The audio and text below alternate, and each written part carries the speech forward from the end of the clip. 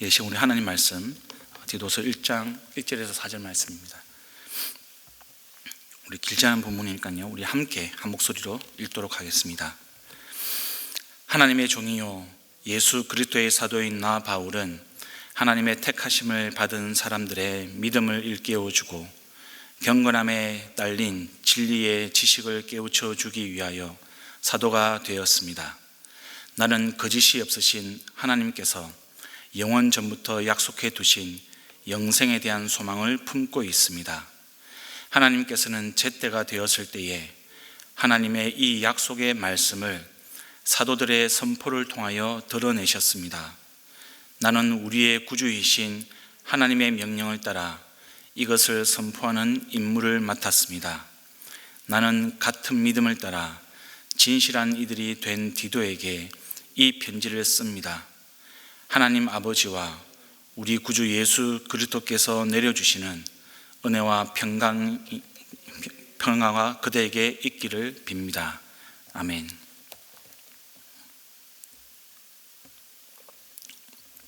예, 오늘부터 우리가 디도서를 보게 됩니다. 디도서에 대해서 잠깐 좀 먼저 살펴보도록 하겠습니다. 이 디도서는 아시는 바와 같이 디모데 전후서와 함께 목회 서신이라고 이렇게 일컬음 받고 있습니다. 근데 이 목회 서신이 바울이 쓴 편지들 가운데 3개밖에 없습니다. 그래서 어떤 분들은 왜 이 목회 서신이 서신들 가운데 3개밖에 없을까, 이런 의문을 가지신 분들이 있습니다. 왜냐하면 이것은 목회라는 것이 이 목회자만의 전유물이 아니기 때문에 그렇습니다. 바울은 이 목회 서신을 쓸 때 목회를 개인이 아닌 어떤 공동체 전체가, 그리고 세상을 향해서 복음을 전거하고 또 복음을 살아내는 그런 공동체 전체의 사역으로 보기 때문에 그렇습니다. 그래서 목회자를 특정해서 이 바울은 편지를 쓰는 경우가 별로 없었습니다. 디도서를 읽어봐도 수신자는 디도입니다. 그 내용 전체는 디도를 통해서 이 크레타 교회 공동체 전체에게 주는 메시지라고 우리가 알 수가 있습니다.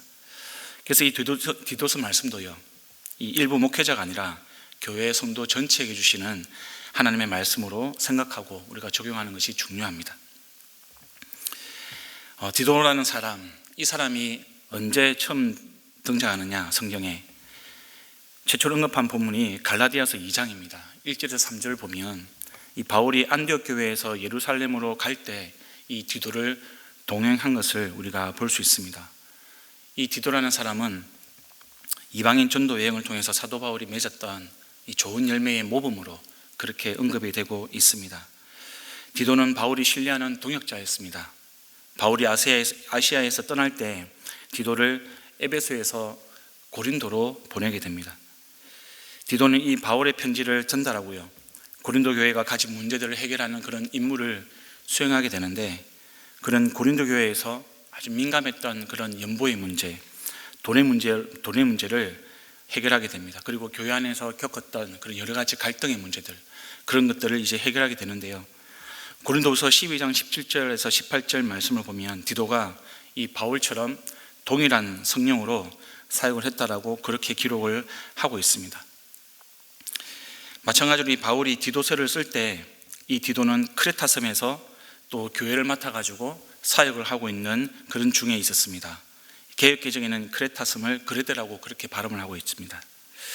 그리고 이 디도를 격려하기 위해서 이 디도서를 썼던 거죠.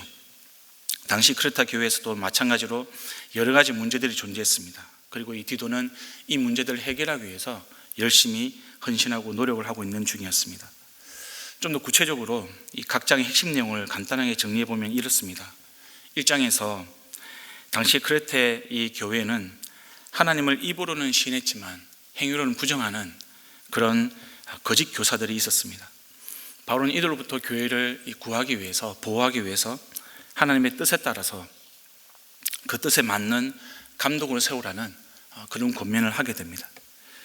2장에서는 이 바울이 교회 안에서 이 노인과 젊은이들, 그리고 남편과 아내, 종과 주인에게 참된 그리스도인이 이 실제 삶 속에서 어떻게 살아가야 하는지 그것에 대해서 이야기를 하고 있습니다. 3장에서는 그리스도인이 이 하나님의 백성으로서 이 국가와 사회 그리고 이웃과 어떤 관계를 맺어가야 되는지, 어떤 태도를 가지고 살아가야 하는지 가르쳐주고 있습니다. 오늘 본문에서는 이 바울이 자기소개로 시작을 하고 있습니다. 바로 자기의 정체성을 드러내고 있는 것이죠. 첫 번째로 바울은 자기 자신을 소개를 하면서 하나님의 종이라고 이야기합니다. 이 종이라는 단어는 헬라어로 둘로스라는 단어입니다. 바울이 스스로 인사말에 이 종이라고 기록한 편지가 몇 개가 있습니다. 로마서가 그렇고요, 갈라디아서가 그렇고, 빌립보서와 오늘 우리가 읽은 디도서가 그렇습니다. 예수 그리스도의 종, 그리스도의 종. 오늘 디도서에서는 하나님의 종으로 그렇게 자기 자신을 표현을 하고 있습니다. 이렇게 자기를 종으로 소개하는 이유가 있겠죠. 공통적으로 이 종과 관련해 가지고 본문에서 중요한 내용으로 다루고 있기 때문에 그렇습니다. 로마서에서는 6장에서 죄의 종이 되지 말고 의의 종이 되십시오라고 권면하면서 이야기를 하고 있습니다. 갈라디아서는 5장에서 성도들에게 서로 사랑으로 종노릇 하십시오 이렇게 말씀을 하고 있습니다. 빌보에서는 2장에서 자기를 비워서 종으로 오신 예수님, 종의 형체로 오신 예수님에 대해서 이야기를 하고 있습니다. 그리고 오늘 디도서에서는 2장에서 주인과 종의 관계, 3장에서는 국가와 시민의 관계에서 이 순종에 대해서 이야기를 하고 싶기 때문에, 그것을 기록하기 때문에 자기 자신을 종으로 먼저 소개를 하는 그런 바울의 의도가 담겨져 있는 것입니다. 이 종이라고 이야기할 때 좀 더 구체적으로 의미를 보면 이 종은 노예를 이야기합니다. 이 하나님의 종이라고 했을 때 이 단어를 사용하는 의미가 세 가지로 우리가 정리해 볼 수가 있겠습니다. 하나는 이 자기 자신에 대한 하나님의 주권을 선포하는 것이죠. 하나님께서 나의 주인이십니다. 하나님이 나의 인생을 주관하십니다. 나는 하나님께 속한 자입니다. 나는 하나님의 도구입니다. 이런 의미를 담고 있습니다. 두 번째로는 하나님의 신뢰를 선포하는 겁니다. 하나님에 대한 신뢰. 나는 주인이신 하나님을 온전히 믿습니다. 나는 다른 것을 의지하지 않고 하나님만 온전히 의지합니다. 이런 하나님에 대한 신뢰를 선포하는 것입니다. 세 번째로 하나님의 뜻에 순종하겠다는 그런 고백입니다. 나는 하나님만 따릅니다. 나는 하나님께만 순종합니다. 이런 순종과 관련해 가지고 디도서는 2장 9절에서 종들에게 주인에게 순종하라고, 충실하라고, 충성하라고 그렇게 이야기를 하고 있는 것이죠. 저와 여러분은 어떻습니까? 실제로 우리가 하나님을 주인으로 모시고 그렇게 살고 계십니까? 아니면 하나님을 마치 종으로, 마치 나의 도구로 대하고 있지 않습니까? 내가 목적으로 하는 것, 내가 얻고 싶은 것, 내가 갖고 싶은 걸 위해서 혹시 하나님을 도구처럼 그렇게 대하고 있지는 않으십니까? 정말 다른 것을 의지하지 않고 하나님만 온전하게 의지하면서 살아가고 계십니까? 혹시 우리 삶 가운데 그렇게 하나님을 주인으로 모시지 못하고 마치 종처럼, 마치 도구처럼 그렇게 생각하며 살아가고 있는 영역은 무엇이 있으십니까? 정말 나의 뜻을 꺾고 주님의 말씀대로 그렇게 순종하면서 살아가고 있는 모습입니까? 아니면 다른 모습이십니까? 오늘 하루 우리가 이 말씀을 접할 때 하나님, 오늘 하루도 주님의 종으로 살아가기를 간절히 바랍니다. 우리가 이 기도를 드리기를 소망합니다. 두 번째로 지금 사도 바울은 자기 자신을 예수 그리스도의 사도라고 설명을 하고 있습니다. 그렇게 소개를 하고 있습니다. 헬라어로는 아포스톨로스라는 단어입니다. 바울은 이 하나님께서 자기 자신을 사도로 부르신 이유를 두 가지로 그렇게 정리를 하고 있습니다. 하나는 하나님의 택하심을 받은 사람들의 믿음을 일깨워 주는 것이라고 그렇게 기록을 하고 있습니다. 두 번째로는 경건함을 따라서 진리의 지식을 깨우쳐 주는 것이다. 이렇게 기록을 하고 있습니다. 이 두 가지 목적은 하나님께서 영원 전부터 약속하신 영생이라는 소망, 그 소망에 기반을 두고 있다라고 지금 바울은 우리에게 가르쳐 주고 있는 겁니다. 하나님께서 이 약속의 말씀을 사도들에게 주셨고요. 그 사도들이 선포를 했고 지금 바울에게도 이 선포하는 사도의 직분을 감당하게 하셨습니다. 그 사도의 임무를 맡기셨던 거죠. 이 선포하다는 단어, 이것은 캐리그마라는 단어입니다. 개역개정에서는 전도라고 번역을 했습니다. 여러분, 질문을 드리겠습니다. 혹시 여러분 가운데 나는 바울과 동일한 사도가 아니니까 이런 사명과는 아무런 상관이 없을 거야, 혹시 이렇게 생각하는 분이 있습니까? 아마 없으실 겁니다. 물론 오늘날은 이 예수님과 동시대에 우리가 예수님의 제자로서 어떤 예수님을 경험하고 만나고 또 예수님께 직접 우리가 훈련받은 그런 사람이 아니기 때문에 더 이상 어떤 물리적인 그런 육체적인 역사적인 사도직은 더 이상 없습니다. 근데 여러분, 오늘도 저와 여러분은 성령 하나님을 통해서 우리는 주님과 만나고요, 경험하고 동행을 하는 사람들입니다. 말씀을 통해서 우리는 하나님의 가르침을 받습니다.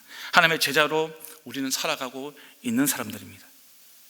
그렇기 때문에 우리는 영적으로 하나님께서 사도를 부르셨다, 그렇게 이야기를 해도 틀린 말은 아니겠습니다.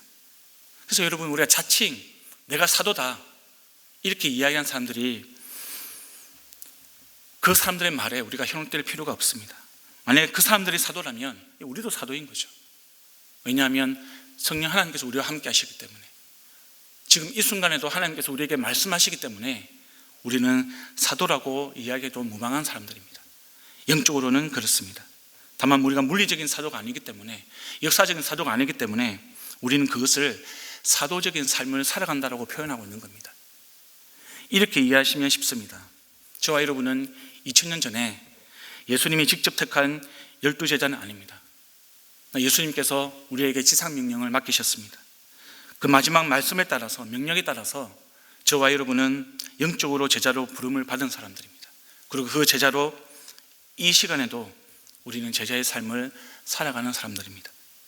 저와 여러분은 물리적으로 선교사는 아닙니다. 그러나 여러분, 우리 모두는 주님이 주신 말씀을 듣고 행하고 또 그것을 전파하는 선교적인 삶을 살아가는 그런 사람들인 것이죠. 동일한 맥락에서 지금 바울은 4절에서 같은 믿음을 따라서 진실한 아들 디도에게 편지한다라고 기록을 하고 있습니다. 디도는 물리적인 사도는 아니었습니다. 육체적인 사도는 아니었습니다. 그러나 바울과 마찬가지로 사도적인 역할과 책임이 지금 주어지고 있는 것이죠. 그래서 사도 바울은 고린도후서에서 디도에 대해서 표현하기를 8장 23절에서 디도로 말하면 나의 동무요, 너희를 위한 나의 동역자요, 우리 형제들로 말하면 여러 교회의 사자들이요, 그리스도의 영광이니라, 이렇게 기록을 하고 있습니다. 여기서 사자가 무엇이냐면 사도와 같은 단어입니다. 아포스톨로이, 이 단어를 사용하고 있는 것이죠. 바울은 지금 개인 디도를 위해서가 아니라 교회의 사자인 디도를 위해서 하나님 아버지와 예수 그리스도께서 주시는 은혜와 평화 있기를 그렇게 기도를 하고 있는 것입니다. 우리가 은혜를 바랍니다. 우리가 평화를 바랍니다. 우리는 하나님의 은혜와 평화가 우리에게 있기를 간절히 바라는 사람들입니다. 그 은혜와 평화를 지금 바울은 누구에게 이야기하냐면 사도의 직분을 감당하고 또 그것을 위해서 헌신하고 하나님의 종이라고 이야기하고 또 바울처럼 크레타섬에서 사역하고 있는 디도를 위해서 지금 하나님의 은혜와 평강을 구하고 있는 것입니다. 저와 여러분 무엇을 위해서 하나님의 은혜와 평강을 구하며 살아가시겠습니까?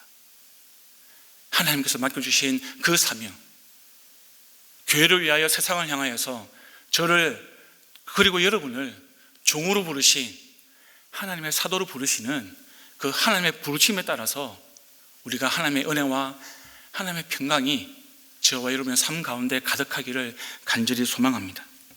저와 여러분이 이 약속의 말씀을 믿고요, 우리에게 사도적인 역할과 책임을 맡기시는 그 하나님의 부르심에 순종할 수 있기를 간절히 소망합니다. 저와 여러분이 세상을 향해서 하나님의 영생을 선포하는 믿음을 일깨워주는 그런 믿음의 사명이 있다는 것을 우리가 깨닫기를 원합니다. 경건에 따라서 진리의 지식을 일깨우는 그런 사명을 부여받은 사람들입니다. 우리가 디도처럼 주님의 몸된 교회의 사자로 부르심을 받은 그런 사람들이 바로 저와 여러분입니다. 저와 여러분이 이 말씀에 의지해서 오늘도 영생의 진리 예수님 복음을 선포하면서 우리의 삶으로 그것을 담아내며 살아갈 수 있기를 우리 주님의 이름으로 축복합니다. 이 시간 우리 말씀을 위해서 말씀을 기억하시면서 함께 기도하시겠습니다. 그리고 교회를 위해서 오늘 기도하는 날입니다. 하나님이 약속하신 영생을 선포하는 교회, 그리고 사람들에게 이 믿음과 지식을 일깨워주는 교회, 그리고 모든 성도님들이 이 사도의 사명, 이 임무를 감당하는 교회가 될 수 있도록 하나님 도와주시옵소서. 우리 교회의 일정이 있습니다. 주일은 추수감사절입니다. 하나님, 추수감사절 가운데 은혜를 베풀어 주십시오. 주님이 주시는 은혜를 통하여, 그 감사를 통하여서 하나님, 우리가 주님이 주시는 사명을 감당하는 교회가 되게 도와주시옵소서. 11월 18일부터 20일까지 신학 강좌가 있습니다.